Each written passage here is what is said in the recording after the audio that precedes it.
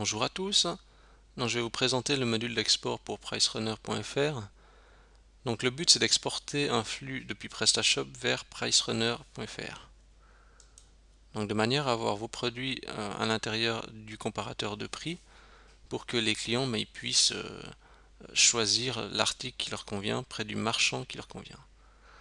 Il y aura plusieurs facteurs déterminants comme le prix, les frais de port, etc.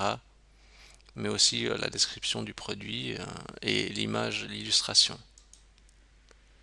Donc si on prend maintenant le module pour le fonctionnement, première chose à faire c'est de choisir la langue, la devise, ensuite choisir d'exporter si les produits avec un stock à zéro ou non, est-ce qu'il faut exporter les produits sans description, est-ce que vous voulez exporter les produits avec les déclinaisons. Si vous exportez avec les déclinaisons vous aurez bien sûr plus de produits, donc par exemple par taille, couleur, etc. Donc un volume plus conséquent. Il faut voir ensuite si c'est judicieux d'envoyer toutes les déclinaisons, si vous préférez envoyer uniquement le produit principal sur le comparateur. Ensuite, vous avez la gestion des transporteurs frais de port. Donc c'est important de spécifier de manière à pouvoir définir aussi le prix qui sera appliqué aux frais de port des produits. C'est important parce que les clients qui vont aller ensuite sur PriceRunner vont regarder à combien s'élèvent les frais de port. Donc ils vont faire la comparaison.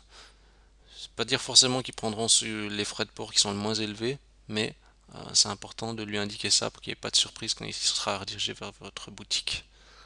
Ensuite, on a l'UTM Tracking qui permet de faire une statistique via Google Analytics des retours des clients en provenance de PriceRunner. Vous pouvez mettre aussi une description complémentaire produit au niveau du titre. Par exemple, ça peut être un slogan, ça peut être le nom de votre marque. Donc, c'est-à-dire un texte qui sera greffé sur l'ensemble de vos titres. Ensuite, vous cochez les catégories que vous voulez exporter. Je conseille d'exporter uniquement les catégories les plus importantes, pas des catégories qui contiennent que des produits à faible valeur ou sur lesquels vous n'êtes pas forcément un leader du marché, de manière à cibler vraiment ce que vous envoyez sur le comparateur. Ensuite, vous pouvez exclure les produits avec un prix inférieur à un montant donné. Ça permet d'envoyer uniquement au comparateur des produits qui ont quand même un prix de vente supérieur au montant indiqué dans cette case. Si vous envoyez des produits à trop faible valeur, après, vous n'aurez pas forcément un retour intéressant. Ensuite, vous pouvez pratiquer l'exclusion de produits spécifiques en indiquant par exemple ici une référence ou autre, ou un identifiant. Là, je vais exporter le fichier de flux. Voilà, donc ici, j'ai le lien vers mon fichier. Donc ça, c'est le flux. Donc vous pouvez donner l'URL ici à PriceRunner pour qu'il récupère automatiquement le flux. Sinon, vous pouvez aussi télécharger le fichier en local et l'uploader manuellement dans le back-office de PriceRunner. Je conseille de donner l'URL direct, comme ça, et de mettre en place une tâche cron qui va générer automatiquement votre fichier tous les jours. Donc une tâche cron, on va dire journalière, qui appelle cette URL. Donc quand je fais ça, en fait, ce fichier a été régénéré. Ici on ne le voit pas parce qu'il n'y a pas de différence au niveau du contenu, mais le fichier a été actualisé. Qu'est-ce qu'on a d'autre comme information? On a la partie configuration générale, avec configuration au niveau du serveur, de l'encodage. Donc encodage pour améliorer la diffusion du flux s'il y a des déformations au niveau des caractères, etc.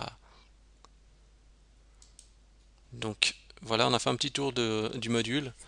Donc au niveau des comparateurs, je vous conseille d'envoyer vraiment les produits sur lesquels vous vous positionnez bien et sur lesquels vous faites une marge intéressante pour que vous puissiez rester gagnant en fait dans l'échange des données avec le comparateur. Maintenant au niveau du module même, quel est l'avantage de celui-ci? C'est que vous achetez le module, une fois que vous l'avez en votre possession, vous êtes maître du flux, vous n'êtes pas obligé de passer par un service intermédiaire, etc. qui vous facture mensuellement l'utilisation de l'export ou ce genre de choses. Donc voilà, je vous remercie d'avoir regardé cette vidéo et je vous dis à bientôt.